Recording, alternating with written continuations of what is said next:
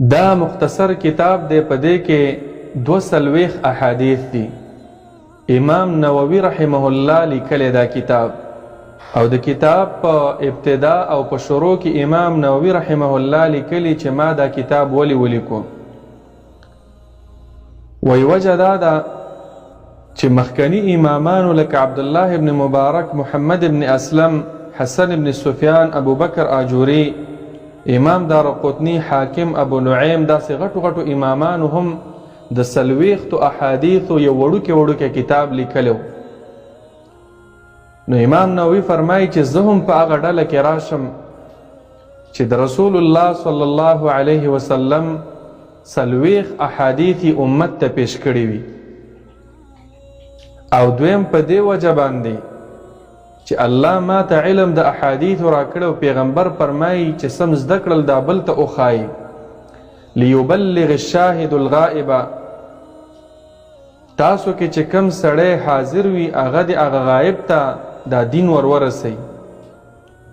او د رسول الله صلی الله علیه وسلم د دعا حقدار وګرځېږم چې نبی علیہ السلام دعا کړې ده هغه چاته چې د حدیث سره تعلق ساتي، احادیث زده کوي، بیا بل مسلمان ته رسوي. نضر الله امرأ، نبی علیہ السلام فرمایي الله دې د هغه سړي مخه تر و تازه کی، هغه سړی دې الله تعالی تر و تازه کی.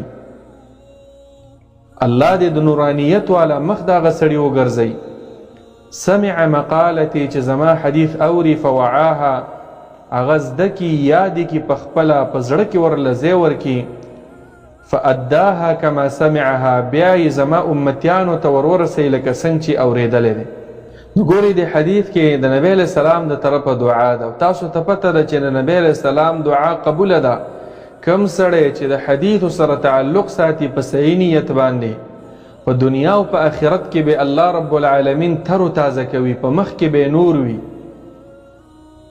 نورانیت والا چهره به رب العالمین ورکوي، د رنګ به تور وي، خو خوږ خسته به لګي، تر و تازه به وي. یا دا دویم مطلب د دې حدیث دا دی چې نبی علیہ السلام خبر ورکوي، امت خبروي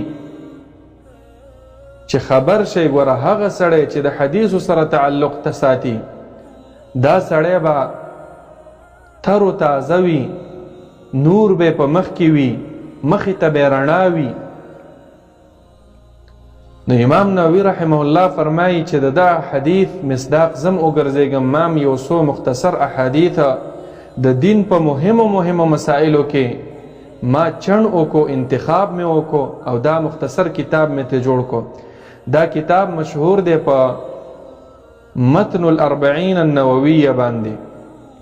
او وی د دې وجنم چې لیسهل حفظها ويعم الانتفاع بها، که څوک د نبی علیہ السلام احادیث مختصر زده کوي نو چې خلکو ته حفظ آسان وي. نو مختصر احادیث دی په شمار باندې 240، نو که څوک یې په یادوي یادولم شي، نو دې سره د انسان شوق پیدا کیږي چې اول دا زده کي، به نورو احادیث سره شوق پیدا شي. نو د حدیث حافظ به